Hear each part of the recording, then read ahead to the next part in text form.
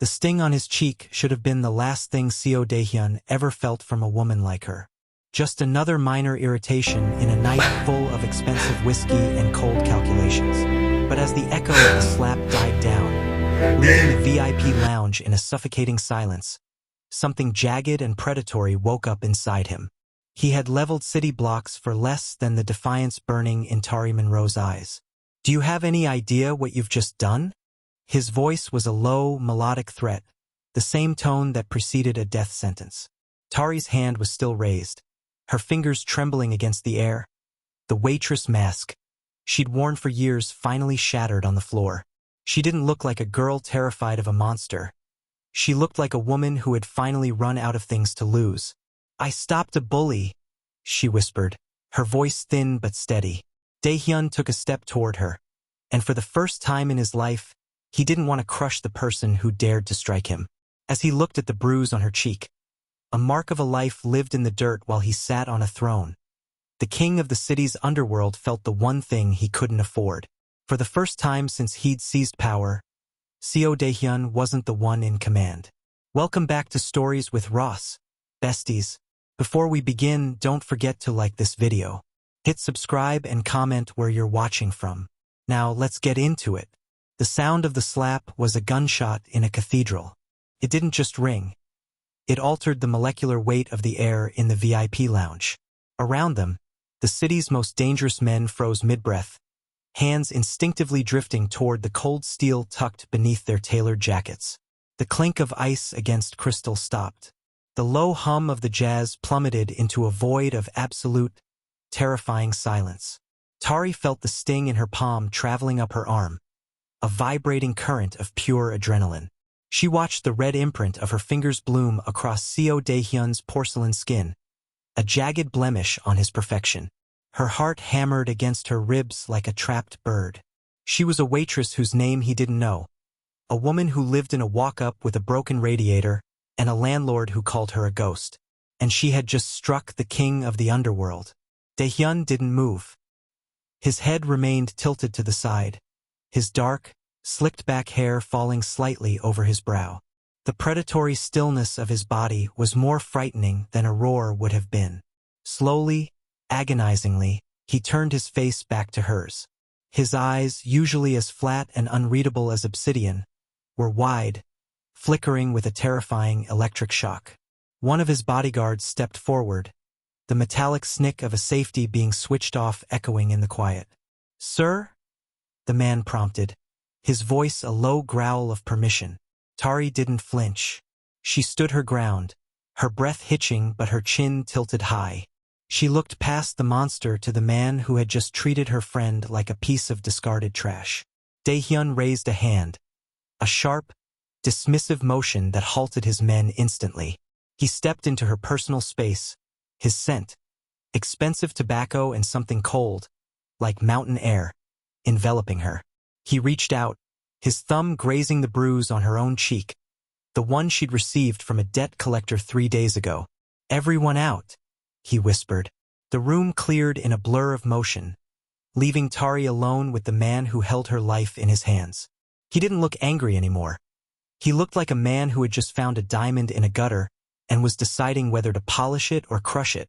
"You have a lot of fire for someone so small, Tari Monroe," he murmured, his voice a dark caress. The fact that he knew her name was the most chilling thing of all. Tari realized in that moment that the slap wasn't the end of her story. It was the beginning of a war she had no way of winning, and a game she was already playing without knowing the rules. The silence left in the wake of the retreating guards was heavier than the noise had been. Tari's lungs burned, every breath a shallow struggle against the crushing weight of Dae-Hyun's presence. He was still too close, his thumb hovering near her jaw, his eyes tracing the red mark on his own face in the reflection of the glass behind her. He wasn't reaching for a weapon. He was memorizing her. "Leave," he said. The word wasn't a command to his men this time. It was a stay of execution. Tari didn't wait for him to change his mind.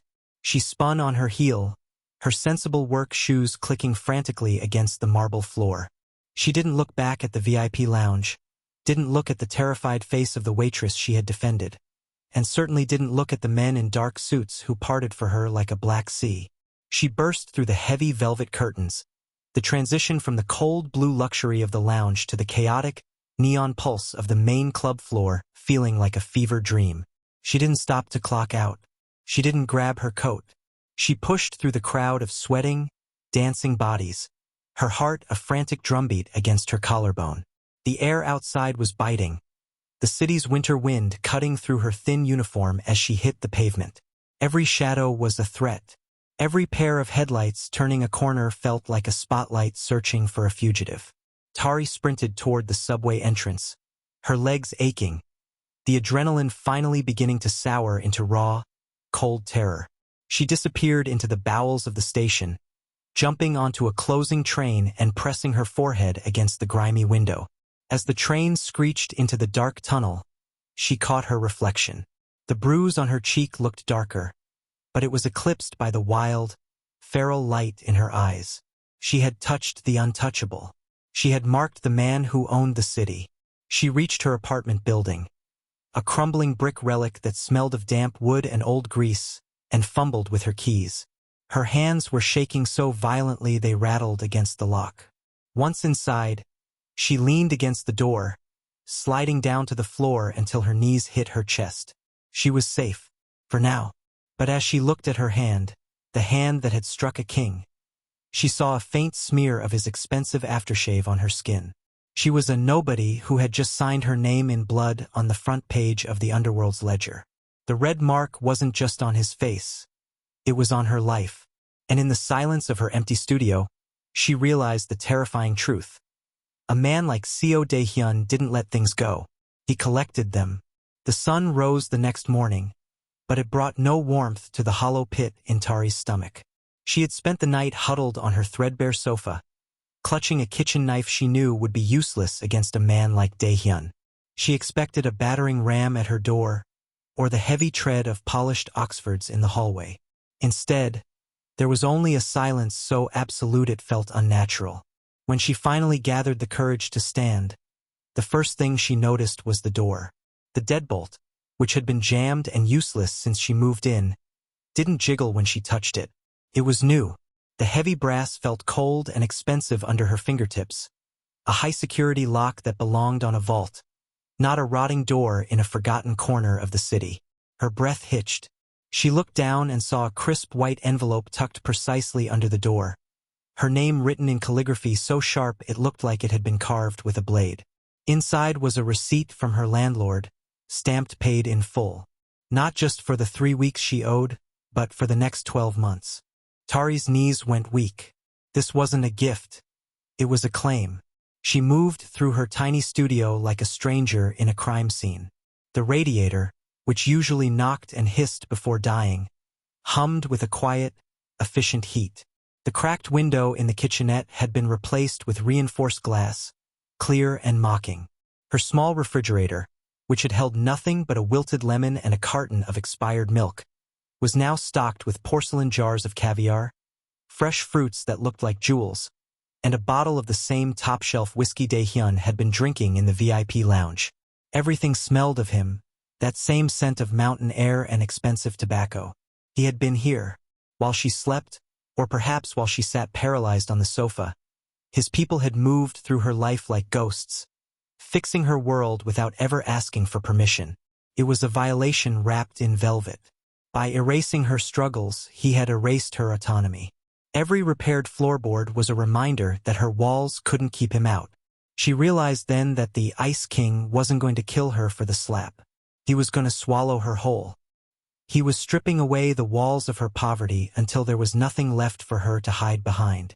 She wasn't just a waitress anymore. She was a project. And as she stared at the bottle of whiskey on her counter, she felt the invisible golden cage tightening around her. She was no longer struggling to survive the city. She was struggling to survive him. The rumble of the engine reached Tari's ears before she saw the car. It was a low, predatory growl that didn't belong in a neighborhood of screeching brakes and sirens. When she looked out the window, a sleek black sedan sat idling at the curb, its obsidian paint reflecting the flickering street lamps like a dark mirror. There was no driver standing outside with a sign, There was simply an open door, waiting like a mouth. Tari didn't change her clothes. She wore the same frayed sweater and jeans she'd had on all morning, a silent, desperate act of rebellion against the luxury he was trying to shove down her throat. She walked down the stairs, her heart performing a slow, heavy rhythm of dread. She was certain this was it. The repairs to her apartment hadn't been an olive branch. They were the last rites, a way to ensure she died in a comfortable room. The drive was silent. The windows were tinted so darkly that the city became a blur of ghost lights, a world she was being pulled out of at 60 miles per hour. When the car finally stopped, it wasn't at a warehouse or a pier. It was the penthouse of the Celestial, the tallest, most arrogant spire in the skyline. The elevator opened directly into a room of glass and shadow. The entire city of Los Angeles lay spread out below, a carpet of shimmering diamonds that looked small enough to crush. In the center of the room sat a table draped in white linen, lit by the flickering tongues of 2 candles. Seo Dae-Hyun sat at the head, his jacket discarded, his white sleeves rolled up to reveal the dark ink of the dragon snaking up his forearm. The red mark on his jaw had faded to a faint, bruised yellow, a ghost of her defiance. "You're late," he said, his voice smooth and cold as marble. "I didn't know I was coming," Tari replied, her voice sounding braver than she felt. She stayed by the elevator, her hands shoved deep into her pockets. "Is this where you do it?" "Somewhere with a view." Dae-Hyun didn't look up from the wine he was pouring. "If I wanted you dead, Tari, you wouldn't have made it to the sidewalk this morning. See, the food is getting cold, and I find I have a sudden, inexplicable interest in what a woman like you thinks of a vintage Bordeaux." He wasn't looking at her like a victim. He was looking at her with a terrifying, focused hunger, as if she were the only thing in the room that wasn't bought and paid for. Tari realized with a shiver that a private dinner with the Ice King was far more dangerous than an execution. A bullet was simple. This was a seduction of her soul. Tari sat, not because she was invited, but because her legs could no longer support the weight of her fear. The chair was velvet, soft and yielding, a stark contrast to the rigid tension in her spine. She didn't touch the silver cutlery or the wine that glowed like liquid rubies in the candlelight. She simply watched him, searching for the monster behind the mask of a host. "Why the locks, Dae-Hyun?" she asked, her voice cutting through the low hum of the penthouse's ventilation. "Why the rent? If this isn't an execution, then it's a ransom. What are you buying?" Dae-Hyun set his glass down, the crystal ringing softly against the table. He leaned forward, the light catching the sharp angle of his cheekbones and the dark intensity of his gaze. "I'm not buying anything, Tari. I'm simply maintaining an investment I've been tracking for 3 months." The air left Tari's lungs. 3 months. 92 days, he corrected, his voice dropping to a predatory silk. "I saw you for the first time in November. You were walking home in a rainstorm because the buses were on strike. You were shivering, soaked to the bone, and 3 men cornered you in an alley behind 4th Street. I watched from the back of my car, curious to see how long it would take for you to scream." Tari felt a cold sweat break across her neck. She remembered that night. She remembered the fear, the smell of damp brick, and the sudden, unexplained sight of those men fleeing as if they'd seen a ghost. "You didn't scream," Dae-Hyun continued, his eyes locked onto hers, tracing the bruise on her cheek with unsettling focus. "You broke a glass bottle against the wall and looked the biggest one in the eye. You were ready to die just to take a piece of them with you. I've spent my life surrounded by people who bow because they have everything to lose. But you have nothing, yet you fight like you own the world." He stood up, walking slowly around the table until he stood directly behind her. He didn't touch her, but his heat radiated against her back. "When you slapped me in that lounge, it wasn't a surprise. It was a confirmation. You are the only honest thing in this city of liars, Tari Monroe. The fire in you, it's the only thing that's made me feel warm in 15 years. Tari shuddered, a complex wave of revulsion and a terrifying, forbidden thrill racing through her. He hadn't just been watching her struggle. He had been savoring it. He had studied her pain like a scholar. "I don't want your warmth," she whispered, though her voice wavered. Too late, he murmured, his breath ghosting over her ear. You've already let me under your skin. Now, we see how long it takes for you to realize you belong at my side. The morning air in Tari's neighborhood usually tasted of exhaust and anxiety, a thick haze of survival that never quite lifted. But when she stepped out of her building the next day, the atmosphere had shifted. It was too quiet. The corner of 5th and Main, usually occupied by the Vultures, a local crew that treated the block like their personal hunting ground, was empty. The graffiti-scarred stoop where they sat to catcall her was vacant. The rusted barrel they used for fires was cold, filled only with gray ash. Tari walked toward the subway, her eyes darting between the shadows. Usually, passing the Vultures meant a gauntlet of whispered threats and hands reaching for her pockets. Today, the street felt hollowed out, as if a great predator had swept through and cleared away the lesser scavengers. She stopped at the corner bodega, the only place that still felt real. The owner, Mr. Henderson, was power-washing the sidewalk with a frantic, wide-eyed intensity. He didn't look up when the bell chimed. "Where are they, Leo?" Tari asked, her voice sounding brittle in the unnatural stillness. Henderson paused, the spray of water hitting his boots. He looked at Tari, but his eyes didn't settle on her face. They drifted to the sleek black car idling at the far end of the block, a car she hadn't noticed until this very second. "They're gone, Tari," he whispered, his voice trembling. "All of them, picked up in the middle of the night, vanished like they never existed. People are saying the Ice King sent a message." A sick, heavy weight settled in Tari's stomach. She looked back at the idling sedan. The driver's window was tinted, but she knew the eyes behind it were watching her, waiting for a thank you she would never give. This was the price of his protection. Dae-Hyun hadn't called the police. He hadn't filed a report. He had simply reached into her world and erased the parts that inconvenienced her.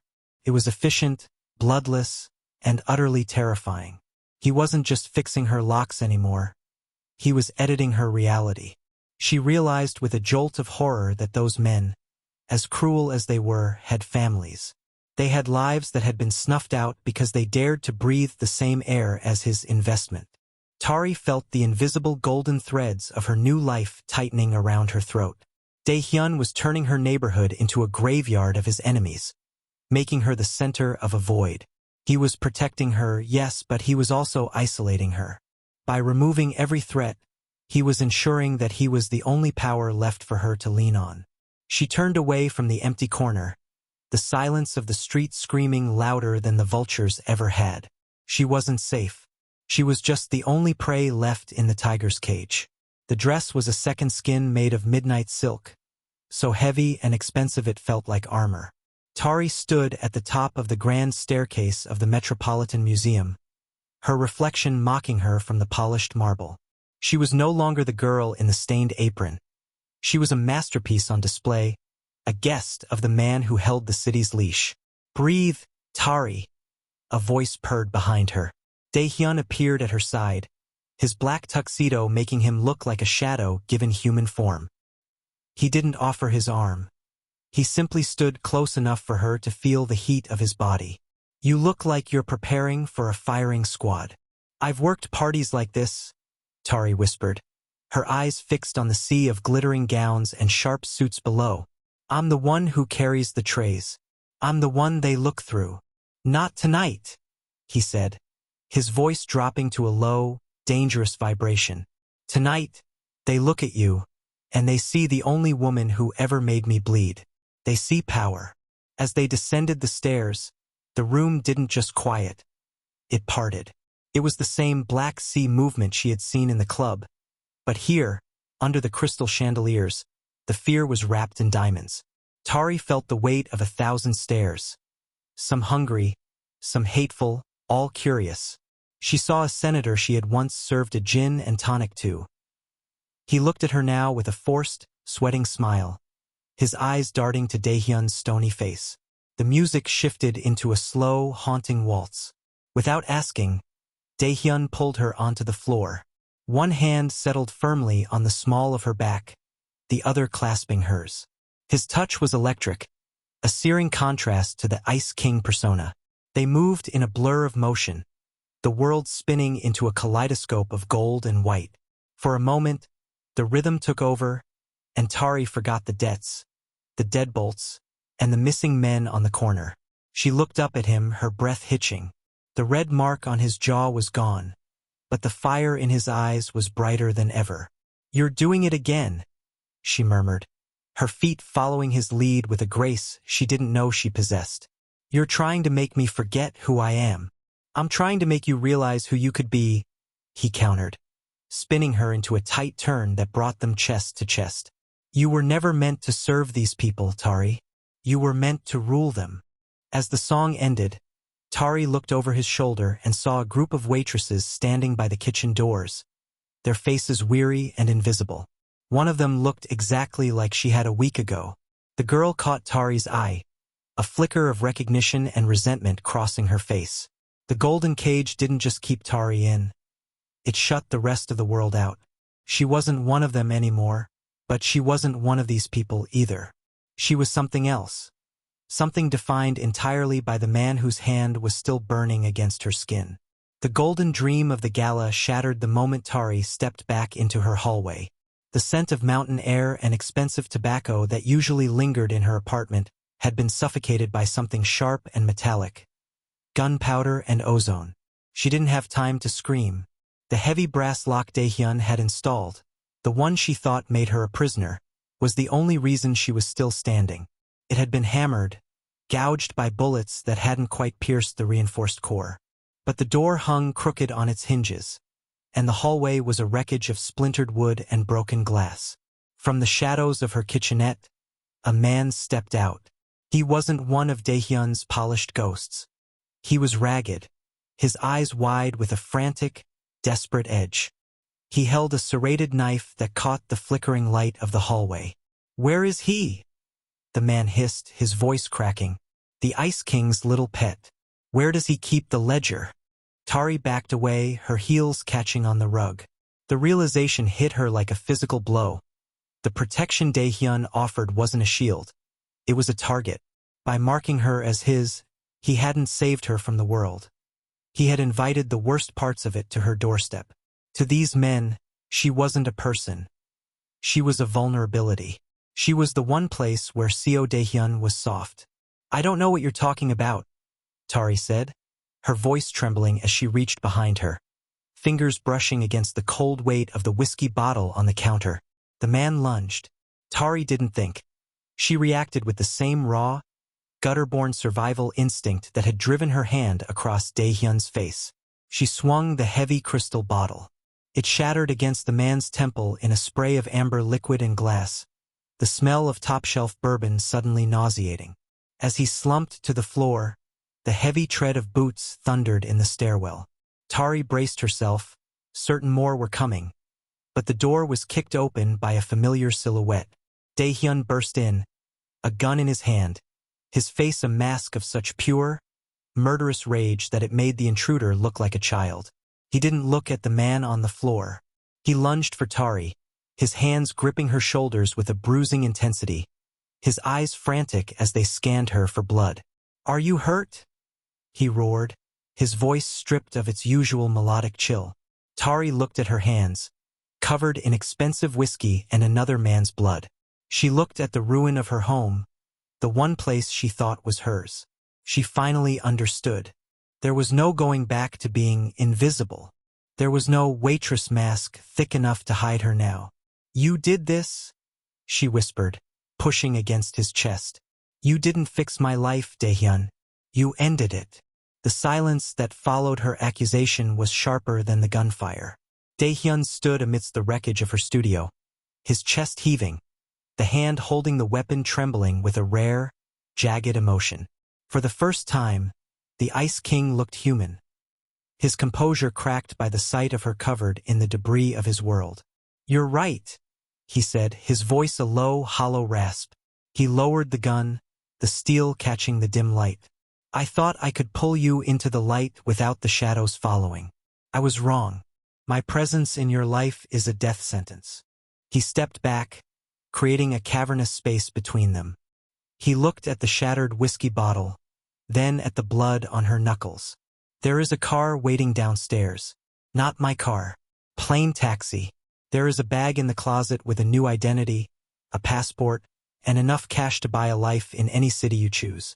My men will escort you to the border, and then they will disappear. I will scrub your name from every ledger I own. You can be invisible again, Tari. You can be safe.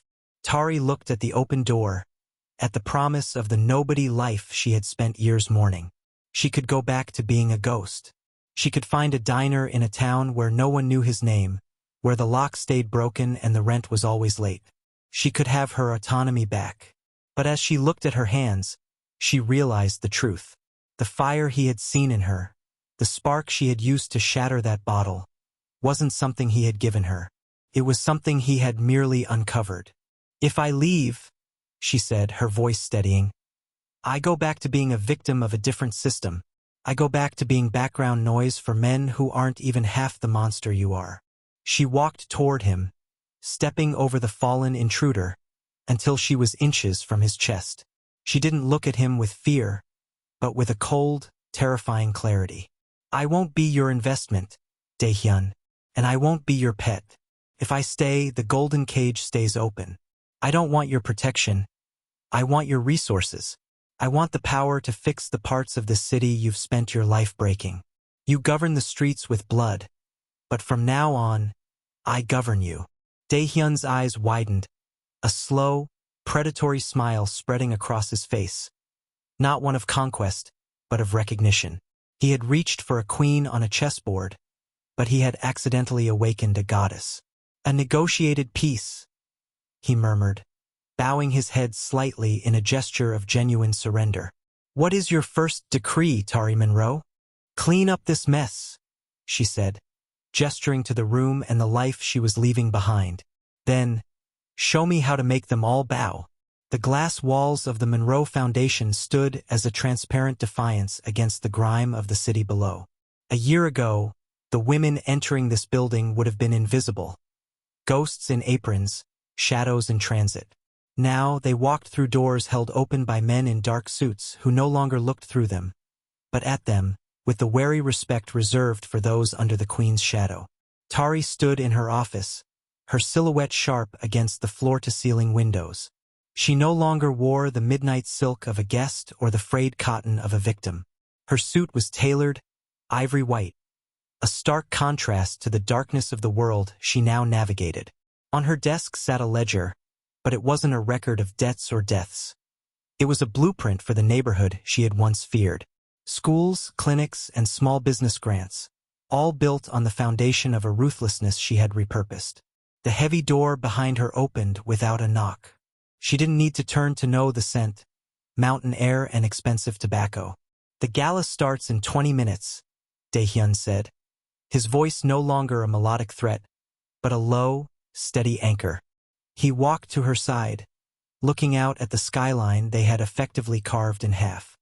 He was still the Ice King, still the man who moved the pieces on the board with lethal precision, but the red mark she had left on his face a year ago seemed to have settled permanently in his eyes.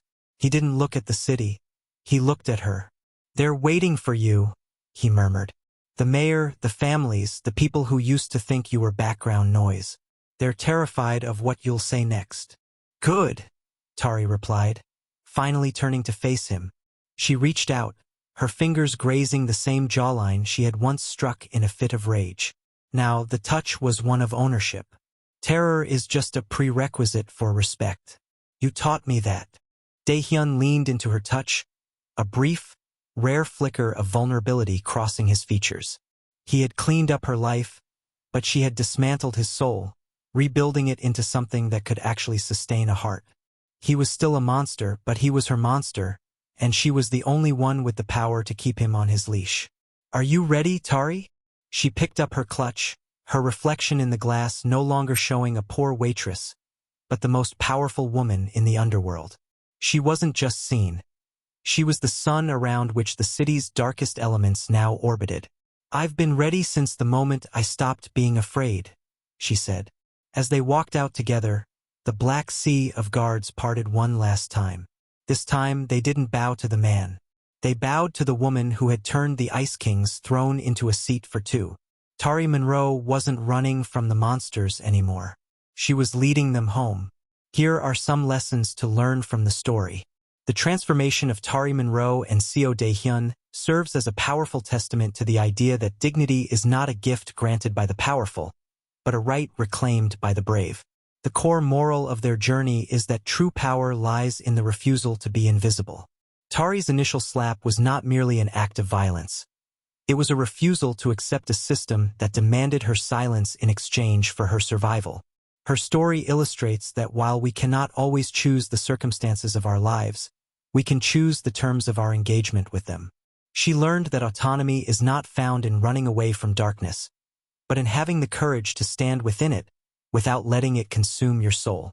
Furthermore, the story offers a profound lesson on the nature of influence. The strongest way to change a monster is to show them something they cannot buy, break, or bully. By maintaining her moral compass while wielding Dae-Hyun's resources, Tari proved that ruthlessness, when tempered by empathy, can become a tool for justice. Ultimately, the narrative teaches us that we are only as small as we allow ourselves to feel, and that one moment of defiance can flip the hierarchy of an entire world.